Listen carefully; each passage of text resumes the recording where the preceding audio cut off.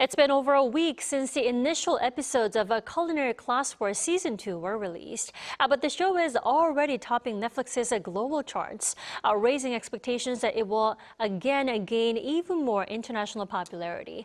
For more on this, we've invited our culture correspondent Park Gonu here in the studio. Welcome, Gonu. Thanks for having me, Dani. So, Gonu, how popular is the show at the moment? Right, so the second season of Culinary Class Wars topped the non-English TV show rankings after its release on December 16th. And during the third week of the month, the show recorded 5.5 million views, ranking first. And this marks the second consecutive time the show has topped the charts after its first season held the #1 spot for 3 straight weeks in 2024. In countries including South Korea, Taiwan, and Singapore, the show ranked #1 across all programs, while it was on top 10 in other countries too, especially among East Asian countries. Domestically, according to Fundex, a data analysis company, the show also topped the combined TV and OTT rankings for both dramas and non-dramas during the third week of December. And during the press conference I attended last week, I was able to see just how sincere these chefs are about cooking, helping me understand why viewers are so deeply immersed in the show, as the participants demonstrated a strong willingness to respect one another and engage in fair, good-natured competition. I got to meet 99 contestants. No matter what they say about me, I just wanted to respect their lives and skills. I hoped they would make food for the happiness of more people, and because every single person is precious, I wished everyone the best of luck. I also joined the show not only as a personal challenge, but also because I wanted to introduce Korean traditions to the world. So, rather than seeing it simply as a competition, I hope viewers will pay close attention to the philosophy and stories each chef brings.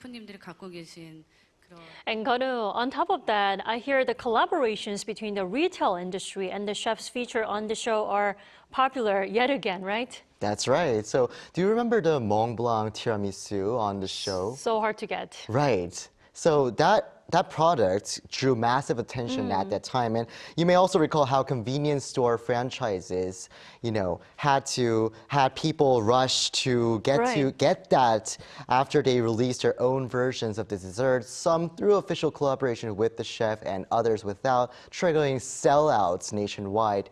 And as we saw in season 1, the retail industry is already moving quickly to roll out similar collaborative products.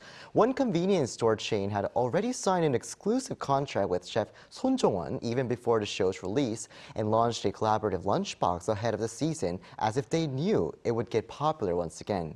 Starbucks has also joined the trend, as a sandwich developed in a collaboration with a Black Spoon chef from the show recorded sales 2 to 5 times higher than its regular sandwiches, despite its premium price of over $10.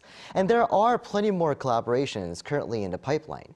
But one expert warned that such one-off collaborations may pose challenges unless changes are made. The price has to be appropriate, and there needs to be some differentiation compared to existing products. If it's too expensive, it won't lead to repeat purchases. It's important that the programs and chefs related to these collaborations do not demand too much money and approach with the mindset of giving consumers satisfaction. She added it would be better to adopt a two-track approach, one at a premium price point and another at a more affordable price. And as local products, some even featured on the show, have started gaining popularity among consumers, the professor said the trend is likely to last longer, creating a positive virtuous cycle for the economy. As consumers show greater interest in local products, it could lead to more direct transactions and closer relationships with farmers. That would allow farmers to sell their products at fair prices, while consumers gain access to fresher ingredients, creating broader networks that benefit both. And Gonu, it's not just Culinary Class Wars dominating Netflix's charts now. What other contents are topping the list? So the Netflix's original Korean film, The Great Flood, a film that sets after a massive flood hits an apartment building, starring actress Kim Da-mi, not the one that we are seeing in the studio right now, but star actress Kim Da-mi, also ranked first on Netflix's non-English movie chart during the third week of the month. The film recorded around 28 million views in just 3 days following its release last Friday. It also topped movie charts in 54 countries, including Spain, Brazil, and Thailand. Meanwhile, The Price of Confession, another film, also ranked 7th, remaining in the top 10 for 3 straight weeks after debuting at number 2 and topping the chart the week after.